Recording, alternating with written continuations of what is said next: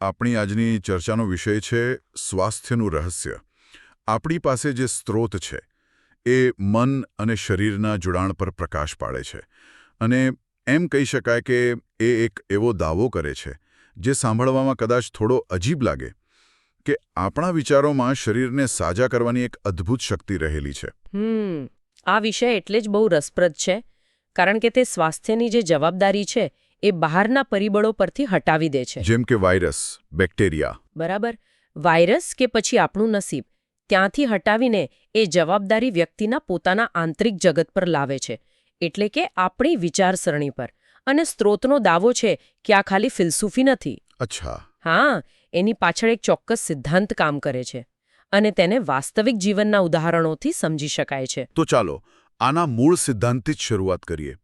આપણા સોર્સ મટીરિયલમાં જે મુખ્ય મુદ્દો છે એ છે કે આપણું શરીર આપણા વિચારોનું જ એક, એમ કહીએ તો, ભૌતિક પ્રતિબિંબ છે. બરાબર. મતલબ આપણા મનમાં જે સતત ચાલી રહ્યું છે એની સીધી અસર આપણા શરીરના કોષો પર પડે છે. સાચી વાત છે. વિજ્ઞાનમાં આને સાયકોન્યુરોઇમ્યુનોલોજી કહેવાય છે. ઓહો, આ તો બહુ મોટો શબ્દ છે. હા, પણ એનો અર્થ સરળ છે.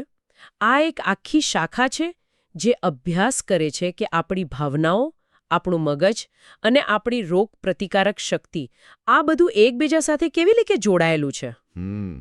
જેમ કે જ્યારે આપણે તણાવમાં હોઈએ ત્યારે આપણું શરીર કોર્ટિસોલ જેવા સ્ટ્રેસ હોર્મોન્સ છોડે છે અને આ હોર્મોન્સ લાંબા ગાળે આપણી રોગ પ્રતિકારક શક્તિને નબળી પાડે છે.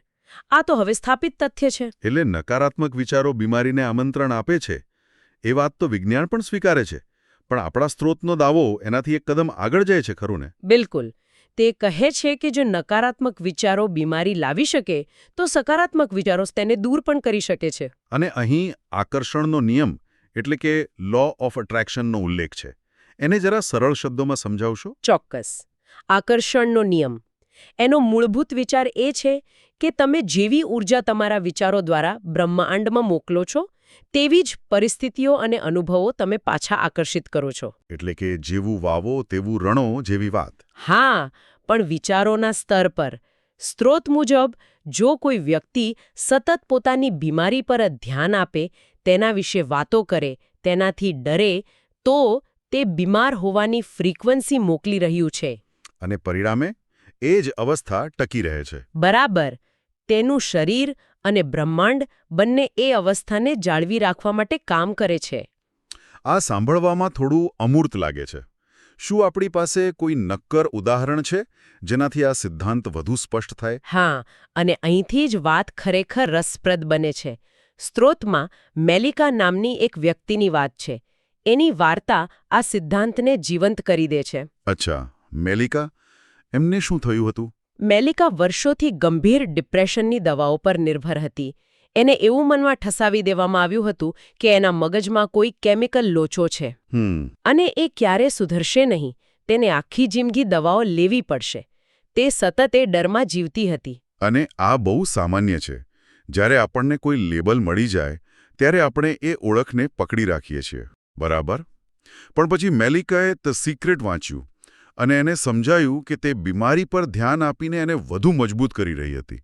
એટલે તેણે એક મોટો નિર્ણય લીધો. તેણે પોતાનું ધ્યાન સ્વાસ્થ્ય પર કેન્દ્રિત કરવાનું શરૂ કર્યું. એક મિનિટ, એટલે એણે દવાઓ બંધ કરી દીધી? ના ના, તરત નહીં. તેણે દવાઓ ચાલુ રાખી, પણ એની સાથે એક નવી પ્રથા શરૂ કરી. તે રોજ સવારે ઉઠીને પોતાના શરીરની 5 એલી શક્તિઓ માટે આભાર માનવા લાગી જે બરાબર કામ કરી રહી હતી. જેમ કે તેની જોવાની શક્તિ, સાંભળવાની શક્તિ, ચાલવાની શક્તિ, સાવ સામાન્ય બાબતો. અચ્છા, તો અહીં મુદ્દો માત્ર સકારાત્મક વિચારવાનો નથી, પણ ફોકસ બદલાવાનો છે. તેણે પોતાની બીમારીનો ઇનકાર નહોતો કર્યો, પણ સક્રિય રીતે પોતાના મનમાં સ્વાસ્થ્યની એક નવી વાસ્તવિકતા બનાવી. અને તમે જે ન્યુરોપ્લાસ્ટિસિટીની વાત કરી હતી એના જેવું જ કંઈક. બરાબર.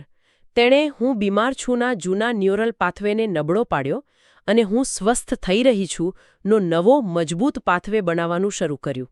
અને તેનું પરિણામ શું આવ્યું? ધીમે ધીમે એના ડૉક્ટરની સલાહ અને દેખરેખ હેઠળ એની દવાઓનો ડોઝ ઓછો થવા લાગ્યો અને થોડા મહિનાઓમાં જ એની દવાઓ સંપૂર્ણપણે બંધ થઈ ગઈ. આજે તે દવા વગર એકદમ સ્વસ્થ જીવન જીવી રહી છે. આ વાર્તા એ જ દર્શાવે છે કે તબીબી સારવારની સાથે સાથે વ્યક્તિની શ્રદ્ધા અને માનસિકતા એ પણ સાજા થવાની પ્રક્રિયામાં કેટલો મોટો ભાગ ભજવી શકે છે. સાચી વાત. પણ અહીં એક મહત્વપૂર્ણ સવાલ ઉઠે છે. કયો સવાલ? શું આમાં એવું જોખમ નથી કે લોકો તબીબી સલાહને અવગણીને માત્ર સકારાત્મક વિચારો પર જ આધાર રાખવા લાગે? આ ખૂબ જ સારો મુદ્દો છે અને સ્રોત આ બાબતે સ્પષ્ટ છે. તેનો હેતુ તબીબી વિજ્ઞાનને નકારવાનો નથી, બિલકુલ નથી, પણ એમાં એક શક્તિશાળી પરિબળ ઉમેરવાનો છે. મિલિકાએ પણ ડોક્ટરની સલાહ વગર દવાઓ બંધ નહોતી કરી. એટલે વિચાર એ છે કે મન અને શરીરને એક ટીમ તરીકે કામ કરવા માટે પ્રોત્સાહિત કરવા. બરાબર. એકબીજાની વિરુદ્ધ નહીં. અને આ જ વિચારને આગળ વધારતા સ્ત્રોત એક વૈજ્ઞાનિક તથ્ય રજૂ કરે છે જે ખરેખર મનને ઝકઝોરી નાખે છે. તે એ છે કે આપણું શરીર સતત પોતાને પુનર્જીવિત કરી રહ્યું છે. હા, આ ભાગે મને સૌથી વધુ પ્રભાવિત કર્યો. સ્ત્રોત કહે છે કે આપણું શરીર દરરોજ લાખો કરોડો નવા કોષો બનાવે છે. આપણી ત્વચા દર મહિને નવી બને છે, આપણું લીવર દર 6 અઠવાડિયે નવું બને છે અને આપણું હાડપિંજર પણ થોડા વર્ષોમાં લગભગ સંપૂર્ણપણે નવું બની જાય છે. એક મિનિટ, જો આ સાચું હોય તો પછી કોઈ બીમારી વર્ષો સુધી ટકી જ કેવી રીતે શકે? આ જ તો મૂળ પ્રશ્ન છે. જો શરીર નવું બની રહ્યું છે તો બીમારી તો જતી રહેવી જોઈએ ને? અને સ્ત્રોત તેનો જવાબ આપે છે. બીમારી શારીરિક કોષોમાં એટલી નથી રહેતી જેટલી આપણી યાદશક્તિ અને વિચારોમાં રહે છે. અચ્છા. આપણે આપણા વિચારો દ્વારા તે બીમારીની સ્મૃતિને જૂના કોષોમાંથી નવા કોષોમાં ટ્રાન્સફર કરતા રહીએ છીએ. આપણે હું બીમાર છુંની ઓળખને એટલી મજબૂતીથી પકડી રાખીએ છીએ કે શરીર પણ એ જ આદેશનું પાલન કરે છે. અને આ જ સિદ્ધાંત વજન પર પણ લાગુ પડે છે. લોકો હંમેશા વધારે વજન પર ધ્યાન કેન્દ્રિત કરે છે. તેઓ અરીસામાં જોઈને નકારાત્મક અનુભવે છે. અને જે ખાય છે એના પર ગિલ્ટ અનુભવે છે. બરાબર. પરિણામે તેઓ વધારે વજનની ફ્રીક્વન્સી જ બહાર મોકલે છે. તો સ્ત્રોત સૂચવે છે કે ફોકસ આદર્શ વજન પર હોવો જોઈએ. એટલે કે વ્યક્તિએ એવી કલ્પના કરવી જોઈએ અને એવો અનુભવવું જોઈએ કે તે અત્યારે જ પોતાના આદર્શ વજન પર છે. હા, આ માત્ર વિચાર નથી પણ એક લાગણી છે. જ્યારે તમે એ લાગણીને અનુભવો છો ત્યારે તમે તમારા શરીરને તે દિશામાં જવા માટેનો સ્પષ્ટ સંકેત આપો છો. સ્ત્રોતમાં એક બહુ સચોટ વાક્ય છે જે મને ખૂબ ગમ્યો. ભોજન તમને જાડા નથી બનાવતું, પણ ભોજન મને જાડો બનાવી દેશે એવો વિચાર તમને જાડા બનાવે છે. બિલકુલ. જ્યારે તમે અપરાધ ભાવ કે ડર સાથે ખાઓ છો ત્યારે તમારું શરીર સ્ટ્રેસ મોડમાં જતું રહે છે. પાચન ક્રિયા ધીમી પડી જાય છે. અને શરીર ચરબીનો સંગ્રહ કરવા લાગે છે. આ જ ભોજન જો તમે આનંદ અને પ્રેમ સાથે ખાઓ તો તમારું શરીર તેને તદ્દન અલગ રીતે પ્રોસેસ કરે છે. તો હવે સવાલ એ થાય કે આ બધું જાણીને કરવું શું? આને અમલમાં મૂકવાની કોઈ રીત છે? હા, અને સ્ત્રોત એના માટે 3 સ્પષ્ટ અને નક્કર પગલાં સૂચવે છે. ઓકે. અને આ પગલાં પાછળ મનોવૈજ્ઞાનિક તર્ક પણ છે. તો પહેલું પગલું છે બીમારી વિશે વાતો કરવાનું બંધ કરો. આપણે જેટલી વાર આપણી તકલીફ વિશે બીજાને કહીએ છીએ તેટલી વાર આપણે તેને વધુ મજબૂત કરીએ છીએ. હા, કારણ કે તમે એ વાર્તાને વારંવાર જીવી રહ્યા છો. બરાબર. એટલે જો કોઈ પૂછે કે કેમ છો તો ઠીક નથી કહેવાને બદલે કહો, હું ખૂબ સરસ અનુભવી રહ્યો છું અથવા હું દરેક ક્ષણે વધુ સ્વસ્થ થઈ રહ્યો છું. અને આનાથી તમે માત્ર બીજાને નહીં પણ તમારા પોતાના અવચેતન મનને પણ એક નવો સંદેશ આપી રહ્યા છો. બીજું પગલું છે વિઝ્યુલાઇઝેશન, એટલે કે માનસિક ચિત્રણ. રોજ રાત્રે સૂતા પહેલા આંખો બંધ કરીને કલ્પના કરો કે તમે સંપૂર્ણ સ્વસ્થ છો. માત્ર વિચારો નહીં, તેને અનુભવો. હા, અનુભવો. કલ્પના કરો કે તમે દોડી રહ્યા છો, હસી રહ્યા છો. આ પદ્ધતિનો ઉપયોગ ઓલિમ્પિક એથ્લીટ્સ વર્ષોથી કરે છે. તેઓ જીતતા પહેલા હજારો વાર પોતાના મનમાં જીતે છે.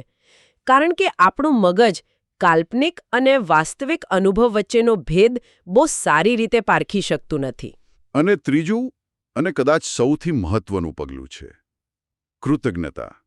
શરીરના જે અંગો બરાબર કામ કરી રહ્યા છે તેના માટે આભાર માનો. કૃતજ્ઞતા એક શક્તિશાળી એન્ટીડોટ છે. તે તમારું ધ્યાન શું ખોટું છે પરથી હટાવીને શું સાચું છે પર લાવે છે. આપણી આંખો, આપણા કાન, આપણું હૃદય જે અવિરત ધબકે છે એ બધાનો આભાર. અને જ્યારે તમે કૃતજ્ઞતા અનુભવો છો ત્યારે તણાવ અને ચિંતા માટે કોઈ જગ્યા જ નથી રહેતી.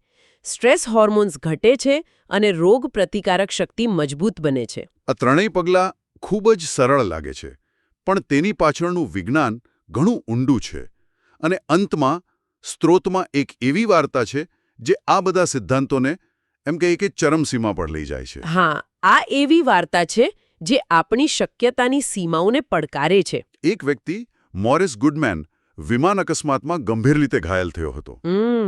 તેની કરોડરજ્જુ તૂટી ગઈ હતી. ગળાના પહેલા અને બીજા મણકા ભાંગી ગયા હતા. તેણે બોલવાની, શ્વાસ લેવાની બધી ક્ષમતા ગુમાવી દીધી હતી. સંપૂર્ણપણે લકવાગ્રસ્ત. ઓહો. ડોક્ટરોએ તો કહી દીધું હતું કે તે આ જીવન વનસ્પતિ જેવી અવસ્થામાં રહેશે, ક્યારેય ચાલી નહીં શકે. તબીબી દ્રષ્ટિકોણથી તેની સાજા થવાની કોઈ શક્યતા જ નહોતી. પણ મોરિસના મનમાં કંઈક બીજું જ ચાલી રહ્યું હતું. તેણે પોતાના મનમાં એક જ સંકલ્પ કર્યો: હું ક્રિસમસના દિવસે મારા પોતાના પગે ચાલીને આ હોસ્પિટલમાંથી બહાર જઈશ. વાહ. મહિનાઓ સુધી જ્યારે તે પથારીમાં હતો ત્યારે તેણે બીજું કંઈ નહીં, માત્ર આ જ કલ્પના કરી. એણે એ ચિત્રને પોતાના મનમાં જીવંત રાખ્યું. બરાબર. અને અંતે ડોક્ટરોના તમામ અનુમાનો ખોટા પડ્યા. તે ખરેખર ક્રિસમસના દિવસે પોતાના પગે ચાલીને હોસ્પિટલમાંથી બહાર આવ્યો. હા, આ તો ખરેખર ચમત્કાર જેવું લાગે. પણ આની પાછળ એક કેન્દ્રિત ઈરાદાની શક્તિ છે. જ્યારે વ્યક્તિનું મન કોઈ એક લક્ષ્ય પર સંપૂર્ણપણે કેન્દ્રિત થઈ જાય છે અને તેમાં શંકાનો લેશ માત્ર અંશ નથી રહેતો, ત્યારે શરીર તે માનસિક આદેશને અનુસરવા માટે પોતાની તમામ શક્તિ લગાવી દે છે. તો આ આખી ચર્ચાનો સાર એ છે કે આપણું શરીર એક મંદિર છે અને આપણા વિચારો તે મંદિરના શિલ્પકાર છે. સાચી વાત. જે ક્ષણે આપણે આપણા શરીરને પ્રેમ અને આદર સાથે સ્વસ્થ તરીકે સ્વીકારીએ છીએ, તે જ ક્ષણથી સાજા થવાની પ્રક્રિયા શરૂ થઈ જાય છે. અને સ્ત્રોતનો અંતિમ સંદેશ બહુ સુંદર છે. હાસ્ય, ખુશી અને કૃતજ્ઞતા એ દરેક રોગનો ઇલાજ છે. બિલકુલ. આ ચર્ચા એક અંતિમ અને શક્તિશાળી વિચાર તરફ દોરી જાય છે. સ્ત્રોત ભારપૂર્વક કહે છે કે આપણી આંતરિક વાતચીત, એટલે કે આપણે આપણી જાત સાથે જે રીતે વાત કરીએ છીએ, તે આપણી જૈવિક વાસ્તવિકતાને આકાર આપે છે. તો શ્રોતાઓ માટે વિચારવા જેવો મુદ્દો એ છે કે જો આપણા કોષો ખરેખર સતત પુનર્જીવિત થઈ રહ્યા છે અને આપણા વિચારોને સાંભળી રહ્યા છે, તો આપણે જાણીએ અજાણીએ ક્ષણે ક્ષણે તેમને કયા આદેશો આપી રહ્યા છીએ? શું આપણે તેમને વૃદ્ધ થવાના, બીમાર પડવાના આદેશ આપી રહ્યા છીએ? કે પછી તેમને સ્વસ્થ, ઉર્જાવાન અને પુનર્જીવિત થવાના આદેશ આપી રહ્યા છીએ? આ પસંદગી સંપૂર્ણપણે આપણી છે.